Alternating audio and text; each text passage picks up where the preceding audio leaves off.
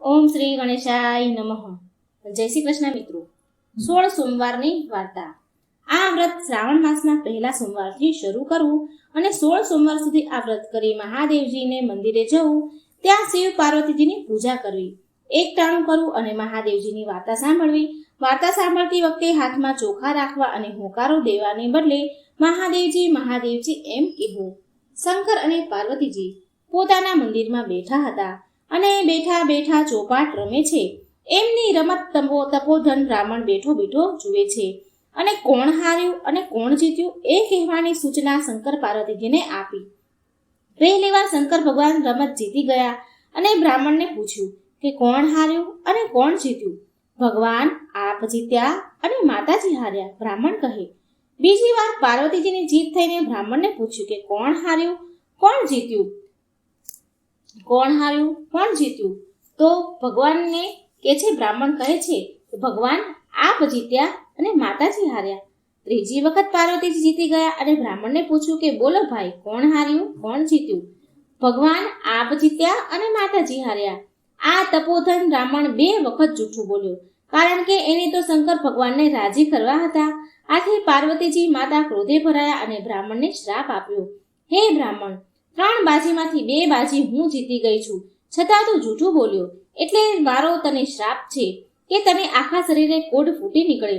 અને તરત બ્રાહ્મણને આખા શરીરે ત્યાં ને ત્યાં જ કોઢ ફૂટી નીકળ્યો. એટલે બ્રાહ્મણને શ્રાપ મુક્ત કરવા માટે શંકર ભગવાનને અને પાર્વતીજીને બંનેને આજીજી કરવા માંડ્યો અને માફી પણ માંગવા લાગ્યો. પણ આ શ્રાપ તો પાર્વતીજીએ આપ્યો હતો, એટલે કંઈ થઈ શક્યું નહીં. એ તો ત્યાંથી ઊભો થયો અને રડતો રડતો ચાલી નીકળ્યો. તપોધન બ્રાહ્મણ પાર્વતીજીના શ્રાપને લીધે કોઢિયો થયો. તેની સાથે સાથે અનેક દુઃખોમાં આવી પડ્યો. એક સાધુ મહારાજ આગળ બ્રાહ્મણે પોતાના દુઃખોની વિગત જણાવી અને આનો કોઈ ઉપાય બતાવવાનું કહ્યું. સાધુ મહારાજે શિવજીની ખરા મનથી શ્રદ્ધાથી તપસ્યા કરવાની સલાહ આપી. આથી બ્રાહ્મણ હિમાલયમાં કૈલાસ પર્વત પર શિવજીની તપસ્યા કરવા ચાલી નીકળ્યો. તે જતો હતો ત્યાં બદામી રંગની એક ગાય મળી.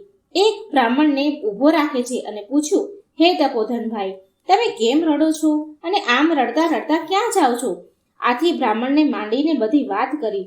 આ સાંભળી ગાય બોલી, ભાઈ, હું પણ ઘણી દુઃખી છું. મારા આંચળ દૂધથી ફાટ ફાટ થાય છે. મને કોઈ દોહતું નથી અને મારા વાછરડા મને ધાવતા પણ નથી. માટે મારા પાપનું નિવારણ પૂછતા આવજો. સારું કહીને એ તો આગળ વધ્યો. ત્યાંથી થોડેક આગળ ગયા તો એક ઘેરા બદામી રંગનો ઘોડો મળ્યો. ઘોડો પણ દુઃખી હતો. એને બ્રાહ્મણને પૂછ્યું કે હે વિપ્રદેવ, તમે આમ રડતા રડતા ક્યાં ચાલ્યા જાઓ છો? અને બ્રાહ્મણને ઘોડાને બધી માંડીને વાત કહી સંભળાવી. એટલે ઘોડો બોલ્યો, અરે ભાઈ, હું આટલો બધો રૂપાળો અને કદાવર છું, છતાં કોઈ મારી ઉપર સવારી જ કરતું નથી. તો મારા પાપનું નિવારણ પૂછતા આવજો. ભલે કહીને બ્રાહ્મણ આગળ વધ્યા. થોડેક દૂર ગયા તો રસ્તામાં એક ઘટાતાર આંબો આવ્યો. આંબા ઉપર કેરીના લૂંખાને લૂંખા બાજેલા છે. બ્રાહ્મણ થાક ખાવા માટે આંબાના ઝાડ નીચે બેઠો. આંબાના ઝાડે પણ બ્રાહ્મણને એ જ સવાલ પૂછ્યો કે હે બ્રાહ્મણ દેવ. બ્રાહ્મણ દેવે પણ જવાબ આપ્યો. ત્યારે આંબાએ કહ્યું, હે ભાઈ, મારા ઝાડ પર આવી સરસ મજાની કેરીઓ લાગેલી છે, પરંતુ માણસ એક પણ કેરી તોડીને ખાતું નથી. કોઈ પણ મારા ઝાડની કેરી તોડીને ખાતું નથી. તો મારા પાપનું નિવારણ પૂછતા આવજો. થોડીક વારમાં બ્રાહ્મણનો થાક ઉતરી ગયો, એટલે ભલે કહીને આગળ ચાલતો થયો. થોડેક દૂર ગયો ત્યાં એક તળાવ આવ્યું. આ તળાવમાં એક મગર રહેતો હતો. મગરે આવીને બ્રાહ્મણને એ જ સવાલ પૂછ્યો અને બ્રાહ્મણે પણ એનો જ જવાબ આપ્યો. ત્યારે મગરે કહ્યું, ભાઈ, હું તળાવમાં રહું છું, છતાં મારા આખા દેહમાં બળતરા થાય છે. તો મારા પાપનું નિવારણ પણ પૂછતા આવજો. ભલે કહીને બ્રાહ્મણ આગળ વધ્યો અને હિમાલયમાં કૈલાસ પર્વત ઉપર આવીને એક ઝાડની નીચે તપ કરવા બેસી ગયો. બ્રાહ્મણના તપથી મહાદેવજી પ્રસન્ન થયા અને પૂછ્યું, બોલ, તારી ઈચ્છા શું છે? ભગવાન, મને માતાજીના શ્રાપથી ઉગારો અને મારો કોઢ મટાડી દો. ભાઈ, આને માટે એક જ રસ્તો છે અને તે છે કે જો તું 16 સોમવારનું વ્રત કરે તો તારો કોઢ મટી જાય. ભગવાન, મારે આ વ્રત કેવી રીતે કરવું? જો સાંભળ, આ વ્રતની શરૂઆત શ્રાવણ માસના પહેલા સોમવારથી થાય છે અને 16 સોમવાર સુધી કરવામાં આવે છે. દર સોમવારે સવારમાં વહેલી ઉઠી નાઈ ધોઈ 4 દોરાને ભેગા કરીને થોડા થોડા અંતરે એક એક કરીને 4 ગાંઠ વાળવાની હોય છે.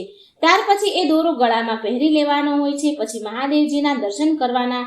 દર સોમવારે એકટાણું કરવાનું. આમ શ્રાવણ, ભાદરવો, આસો અને કારતક માસનો છેલ્લો સોમવાર આવે તે 16 સોમવાર થાય ત્યાં સુધી સોમવાર કરવા. 16મા સોમવારને દિવસે 4.5 શેર ઘઉંના લોટના લાડવા બનાવવા. એમાં 1.25 શેર ઘી અને 1.25 શેર ગોળ નાખવાનો. આ જે લાડુ બન્યા હોય એના 4 ભાગ પાડવાના. આ 4 ભાગમાંથી એક ભાગના લાડુ મંદિરના પૂજારીને આપજે, બીજો ભાગ રમતા બાળકોને આપજે, ત્રીજો ભાગ ગાયોના ગોવાળને આપજે અને ચોથા ભાગનો લાડુ ભાંગીને એક ભાગ વ્રત કરનારને લેવાનો. આમ કરતા પણ જો લાડુ વધે તો એને જમીનમાં દાટી દેજે. આવી રીતે વ્રતનું ઉજવણું કરવાનું. આ વ્રત જો સાચા દિલથી શ્રદ્ધાથી રાખીને કરીશ તો જરૂર તને વ્રત ફળશે ને તારી કાયા કંચન જેવી થઈ જશે. આ કોડિયો તપોધન બ્રાહ્મણ તો શંકર ભગવાનને પગે લાગ્યો. પછી તેણે ગાયના પાપના નિવારણની વાત કરી ત્યારે ભગવાન શંકર બોલ્યા કે ભાઈ, એ ગાય આગલા ભાવમાં એક સ્ત્રી હતી. એ સ્ત્રી ભારે ક્રોધી હતી અને ધાવતા બાળકોને પણ જુદા પાડતી હતી. આ પાપનું ફળ અત્યારે એ ભોગવી રહી છે. આ પાપનું નિવારણ એ છે કે તું એના આચળમાંથી દૂધ દોહીને મારો અભિષેક કરે તો એની બધી તકલીફ, એની દુઃખ દૂર થઈ જશે. પછી બ્રાહ્મણે ઘોડાનું દુઃખનું નિવારણ પૂછ્યું ત્યારે શંકર ભગવાને જવાબ આપ્યો કે આ ઘોડો આગલા જન્મમાં એક વાણિયો વેપારી હતો. તે ખોટા કાટલા રાખીને લોકોને છેતરતો હતો અને લોકોને પૈસા ધીરીને બેવડા પૈસા લેતો. જો તું એની ઉપર ઘોડો સવાર કરે તો એની બધી તકલીફ દૂર થઈ જશે. પછી બ્રાહ્મણે આંબાની તકલીફ પૂછી ત્યારે શંકર ભગવાને કહ્યું કે ગયા જન્મમાં એ ખૂબ લોભ્યો હતો. એ ખૂબ જ લોભ કરતો હતો અને કોઈ જાતનું દાન પુણ્ય કરતો જ નહીં. એ આંબાની નીચે ધનના ચરુઓ દાટેલા છે. એ કાઢીને જો તું એ ધન સત્કાર્યમાં વાપર તો એની બધી જ મુશ્કેલીઓ દૂર થઈ જશે. પછી બ્રાહ્મણે મગરની તકલીફની બાબત પૂછી તો શંકર ભગવાને જવાબ આપ્યો કે ગયા જન્મમાં એ મગર એક મોટો પંડિત હતો. એ કોઈની શાસ્ત્ર વિદ્યા કોઈને શીખવાડતો નહીં. આથી એ મગર બનીને પીડા ભોગવી રહ્યો છે. જો તું મારા ઉપર ચડેલું બીલીપત્ર એની આંખે અડાડીશ તો એની બળતરા દૂર થઈ જશે. આ બધાયની બાબત તપોધન બ્રાહ્મણે જાણી લીધી. એને શંકર ભગવાનને નમન કર્યા. પછી એને ભગવાનને ચડાવેલું એક બીલીપત્ર લીધું અને ત્યાંથી ચાલી નીકળ્યો. રસ્તામાં આવતા જ પ્રથમ તળાવ આવ્યું. તળાવના કિનારે મગર બ્રાહ્મણની રાહ જોતો હતો. આવતા વેત મગરે બ્રાહ્મણને પૂછ્યું એટલે બ્રાહ્મણે જવાબ આપ્યો, લે, આ શંકર ભગવાને બીલીપત્ર આપ્યું છે. એ તારી આંખે અડાડું છું એટલે તને સારું થઈ જશે. આમ કહી તપોધન બ્રાહ્મણ મગરની આંખે બીલીપત્ર અડાડ્યું અને તે મગરના ઘરની બળતરા ઓછી થઈ ગઈ. ત્યાંથી બ્રાહ્મણ દેવ આગળ વધ્યા તો આંબાનું ઝાડ આવ્યું. તો આંબાના ઝાડ નીચે આવીને બેઠા. થોડી વાર પછી આંબાના ઝાડ નીચે ચરું ખોદી કાઢ્યું. આ ધનને સારા માર્ગ પર વાપરવાનો સંકલ્પ કરી એક કેરી આંબા ઉપરથી તોડીને ખાધી અને અમૃતનો ઓડકાર આવી ગયો. પછી બ્રાહ્મણ દેવ આગળ વધ્યા. ત્યાં પેલો ઘોડો એમની રાહ જોઈને ઊભો હતો. બ્રાહ્મણે તરત જ ઘોડા ઉપર સવારી કરી અને કહ્યું, ભાઈ, હવે તારા પાપનું નિવારણ થઈ ગયું છે ને તારી જે ઈચ્છા હશે તે પૂરી થશે. આમ કહી બ્રાહ્મણ આગળ વધ્યો. ત્યાં પેલી ગાય પણ બ્રાહ્મણની રાહ જોઈને બેઠી હતી. બ્રાહ્મણે ગાયને બધી વાત કરી અને પછી ગાયને દોહીને તેનું દૂધ એક વાસણમાં ભેગું કર્યું અને શંકર ભગવાનનું નામ લઈને દૂધ વડે અભિષેક કર્યો. આથી તરત જ ગાયનું બધું દુઃખ દૂર થઈ ગયું અને બધા વાછરડા રમતા ભમતા આવીને ગાયને ધાવા વળગી પડ્યા અને બ્રાહ્મણ આગળ વધ્યો. ત્યાં શ્રાવણ માસ બેસી ગયો હતો એટલે બ્રાહ્મણે 16 સોમવારનું વ્રત આદર્યું. જોત જોતામાં 4 મહિના પૂરા થઈ ગયા અને કારતક મહિનાનો છેલ્લો સોમવારે ઉજવણું કર્યું. ત્યાં તો બ્રાહ્મણના શરીરનો કોઢ સંપૂર્ણપણે મટી ગયો. એનું શરીર રાજકુમાર જેવું થઈ ગયું. પાર્વતીજીના શાપથી મુક્ત થયેલ બ્રાહ્મણે પોતાના ગામને પાદરે આવ્યો. તે પાદરમાં જ એક બાજુ મોટો મંડપ બાંધેલો હતો. એમાં દેશ પરદેશની આવેલા રાજાઓ અને રાજકુમારો બેઠેલા હતા. આવીને બ્રાહ્મણે કોઈને પૂછ્યું કે ભાઈ, આ શું છે? આ બધી શેની ધમાલ છે? ત્યારે એણે જવાબ આપ્યો કે આપણા રાજાની કુંવરીનો આજે સ્વયંવર રચાયો છે એટલે રાજાઓ અને રાજકુમારો આવ્યા છે. એ તો મંડપની પાસે ઊભો જોતો હતો. એવામાં શણગારેલી હાથણી ફરતી ફરતી એ બ્રાહ્મણ પાસે આવી. એની સૂંઢમાં સોનાનો કળશ હતો. આમ હાથણી 3 વખત આખા મંડપમાં બધા રાજાઓ અને રાજકુમારો પાસે ફરી અને ત્રીજી વખત આ બ્રાહ્મણ પાસે આવીને એની ઉપર સોનાનો કળશ ઢોળ્યો. આથી રાજાએ પોતાની કુંવરીના લગ્ન આ બ્રાહ્મણની સાથે કરાવી આપ્યા. પહેરામણીમાં રાજાએ તો સોનું, રૂપું, હીરા, માણેક, મોતીના દાગીના, રેશમી જરીના પોશાકો, હાથી અને ઘોડા આપ્યા. બ્રાહ્મણ તો રાજકુંવરીને પોતાની પત્ની બનાવીને પોતાના ઘેર આવ્યો. આ બધું જ મહાદેવજીની કૃપાનું ફળ હતું. એવામાં રાજા મરણ પામ્યું અને આ બ્રાહ્મણ રાજા બન્યો અને તેની પત્ની રાણી બની. જોત જોતામાં કારતક માસ પૂરો થવા આવ્યો.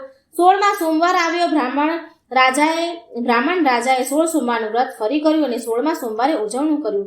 ત્યારે રાણીએ 32 જાતના પકવાન કર્યા અને બીજી ઘણી બધી વાનગીઓ પણ બનાવી. આથી રાજા રાણી ઉપર ગુસ્સે થયા, કારણ કે આ વ્રતના ઉજવણામાં બીજું તો કાંઈ ખવાય નહીં.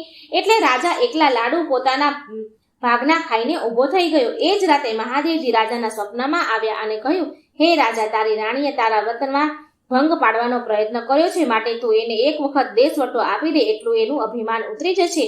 અને બીજે દિવસે સવારે રાજાએ રાણીને દેશવટો આપી દીધો અને પોતાના રાજ્યની બહાર તગડી મૂકી. રાણી તો ચોધાર આંસુએ રડતી હતી. રડતી રડતી એ એક ગામને પાદરે જઈ પહોંચી. ત્યાં આગળ એક ઝૂંપડીમાં એક ડોસી રેટીઓ કાઢતી હતી અને એને જોઈને રાણી એની પાસે ગઈ અને પીવા માટેના પાણીની માંગણી કરી. ડોસી ભલી હતી એટલે તેણે ઊભા થઈને પાણી આપ્યું અને રાણીનું દુઃખ એણે સાંભળ્યું. એટલે ડોસીને રાણી ઉપર દયા આવી અને રાણીને પોતાની સાથે રાખી. આથી ડોસીમાના કામમાં નુકસાન થવા માંડ્યું. ડોસીના તાર વારંવાર તૂટી જતા હતા અને સૂતર પણ ઓછું કંતાતું હતું. આથી ડોસીએ તેને અપશુકન્યા ગણીને કાઢી મૂકી. રાણી ચાલતી ચાલતી એક કૂવાના કાંઠે આવી. ત્યાં એક પનિહારી પાણી ભરતી હતી અને પાણી પીવાની વિનંતી કરી. આથી એણે માટલું કૂવામાં ઉતાર્યું, પણ માટલું કૂવાની દિવાલ સાથે અથડાયું અને ભાંગી પડ્યું. આથી તેને અપશુકન્યા ગણીને પાણી પાયા વગર કાઢી મૂકી. ચાલતા ચાલતા રાણી આગળ ગઈ. ત્યાં એક સંત મહાત્માની મઢી આવી. આ સંત મહાત્માએ રાણીને આશરો આપ્યો. આ રાણીને સંત મહાત્માએ જમવા બેસાડી અને થાળીમાં ભોજન પીરસ્યું. થાળી રાણીને આપી તે તરત જ થાળીમાં જીવડા બની ગયા. સંત મહાત્માનું આનું કારણ સમજી ગયા એટલે તરત જ તેને રાણીને કહ્યું, બેટી, તું મહાદેવજીની દોષિત છે, માટે તું શંકર ભગવાનનું વ્રત કર અને એ વ્રતની સમજણ પણ પાડું તને હું. થોડા વખતમાં શ્રાવણ મહિનો આવવાનો હતો એટલે રાણીએ વ્રતની શરૂઆત કરી. બ્રાહ્મણ દેવે સંત મહાત્માએ બધી 16 સોમવારના વ્રતની સમજણ પાડી. જોત જોતામાં 16 સોમવાર પૂરા થઈ ગયા અને વ્રતનું ઉજવણું કર્યું. એ જ રાતે શંકર ભગવાન રાજાના સ્વપ્નમાં આવ્યા અને કહ્યું, હે રાજન, તારી રાણી જંગલમાં તપ કરી રહી છે, માટે તું જઈને એને તેડી લાવ.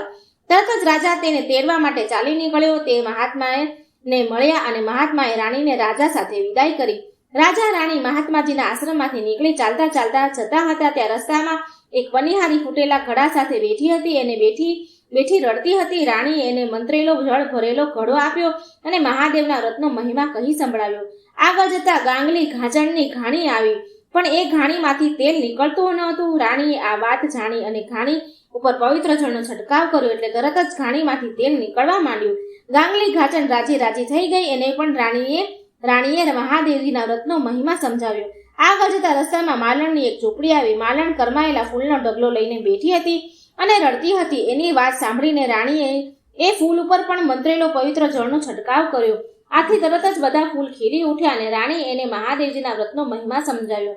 પછી રેટીઓ કાઢતી ડોસીની ઝૂંપડી આવી અને પોતે રેટીઓ ફેરવીને લાંબા લાંબા તાર કાઢી બતાવ્યા.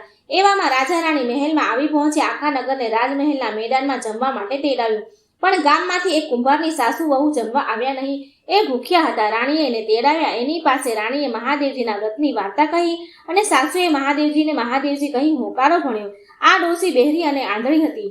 મહાદેવજીની વાર્તા પૂરી થઈ કે તરત જ આ કુંભાર ડોસી દેખતી અને સાંભળતી થઈ ગઈ.